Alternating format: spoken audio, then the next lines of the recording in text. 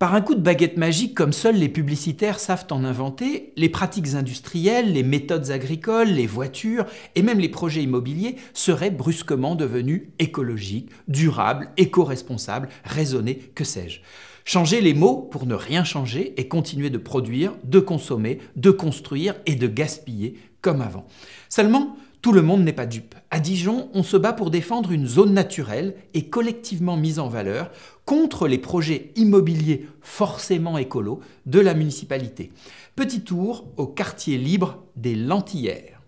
Notre lutte a pour but que la mairie abandonne la deuxième partie de son projet d'urbanisme et nous laisse vivre ici l'ensemble des initiatives fourmillantes. Dijon n'échappe pas à cette métropolisation qui est de faire des villes de plus en plus grosses. Il y a une question aussi de prestige là derrière, puis une question de fric aussi. L'occupation a commencé le 28 mars 2010 avec une manifestation qui est partie presque du centre-ville, fourche en main, pour tenter de venir cultiver une partie de ces terres. Et on voulait déjà occuper ces terres pour pas qu'elles soient bétonnées. On voulait le faire collectivement et de manière horizontale, c'est-à-dire sans chef, avec des décisions réfléchies collectivement, au consensus, de manière autogérée. Il y a actuellement 3 dynamiques de vie sur cette friche des Lentillères, qu'on peut dire quartier libre des Lentillères, qu'on revendique comme tel et qu'on fait vivre comme tel. La première composante, c'est ce qu'on appelle le potager collectif des Lentillères.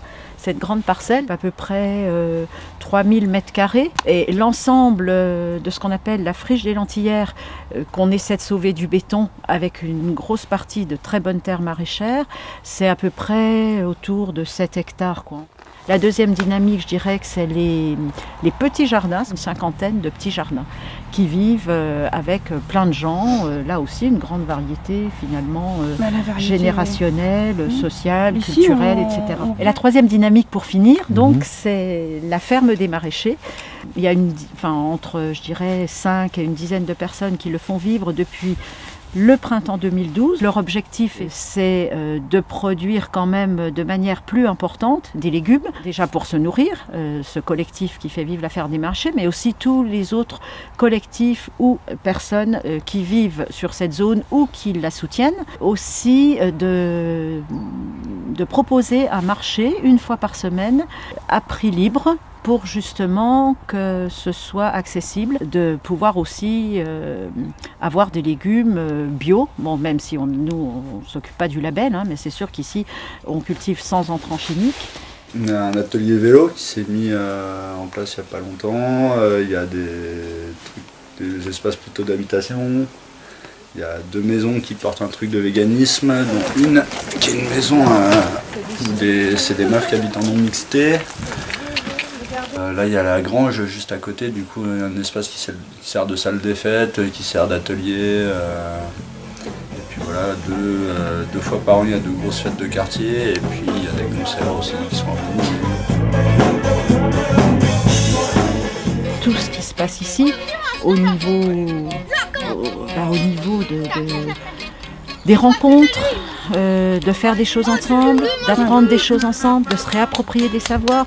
Ça peut être aussi fabriquer un poêle en bois avec un chauffe-eau et puis apprendre à souder. Ça peut être apprendre à faire des baumes avec les plantes aromatiques. Ça fait du bien d'arriver dans un endroit et prendre une grande bouffée d'air comme ça, et de se dire ici, on ne me dira pas tu dois faire ci, tu dois faire ça, attention, il y a des règles, numéro 1, numéro 2, numéro 3.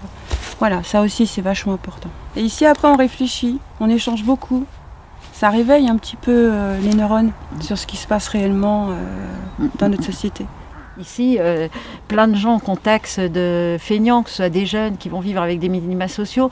Comme je dis, quelquefois des personnes qui vont penser que c'est des gens feignants, qui les qualifient comme ça. Mais s'ils étaient payés ne serait-ce qu'au SMIC pour les heures d'activité militante qu'ils font, mais ils seraient riches, quoi, plus riches qu'avec un salaire de cadre dans beaucoup d'entreprises. C'est en allant se rendre compte eux-mêmes, en discutant avec les personnes, que ces idées totalement fausses, elles peuvent tomber et qu'ils peuvent voir l'énergie et la vie